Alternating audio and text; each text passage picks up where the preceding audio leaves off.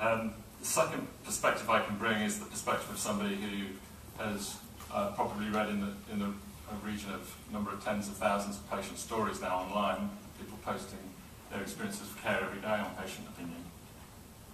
And very rarely do people say, the problem with my care was there wasn't the right kind of technology.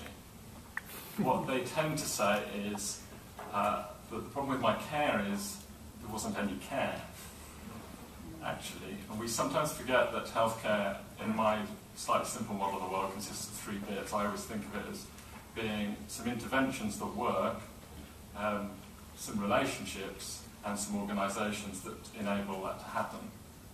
And very often it's the relationship, actually, that's the important bit. Sometimes it's even the therapeutic bit. It's certainly the bit people remember, and it's the bit that either makes sense or doesn't make sense of the experience they've had. So what I'd like to propose is that we think also about how do we do emotional innovation? How do we do innovation in relationships? How could we do innovation in respect, in explanation, in listening to people?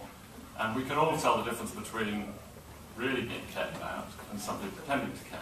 So I suspect that those top-down approaches are not going to work.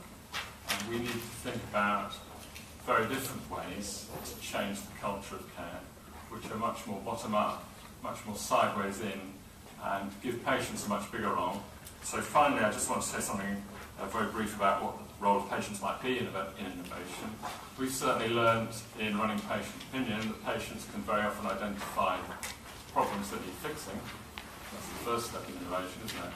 You know what the problem is, and the problems patients identify are not always the problems clinicians or administrators or managers identify. They can very often see what a good solution to the problem might be, and very often they'll make those suggestions on Patient Opinion too. And they might also be the people who help with the diffusion, the spread, the adoption of innovations that are effective, because after all it's the patient who has the strongest interest in seeing that their care is provided in an effective, safe, acceptable, evidence-based kind of way. So I think we need to think much more creatively about crowdsourcing, if you like, our innovation or the adoption of our innovation across healthcare systems.